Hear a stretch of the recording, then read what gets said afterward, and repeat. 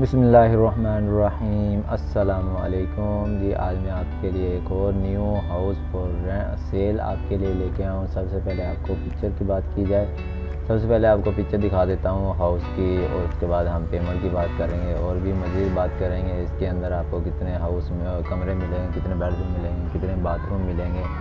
सबसे पहले आपको जो क्लोज पिक्चर जो है वो आपको दिखा देते हैं। आप चेक कर सकते हैं कितना खूबसूरत जो है वो तैयार किया गया है। वीडियो को मुकम्मल देखेंगे। ऐसी मज़ीद डेली की वीडियो देखना चाहते हैं तो हमारे होलसेल प्रॉपर्टी इन पाकिस्तान को सब्सक्राइब कर लें, बेल आइकन को दबाएं। ठीक है, इसी तरह आप चलते हैं हम प्राइस की तरफ। इसकी प्राइस जो है वो 1,40,00,000 के अंदर ये मिलेगा। 3 बेडरूम है, 3 बाथ हैं, 8 मरले की जगह है।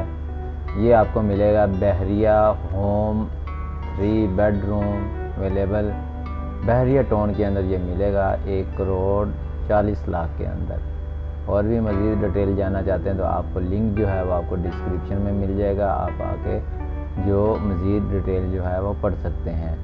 मिलते हैं नेक्स्ट वीडियो में। Thanks for watching. अल्लाह हाफिज़।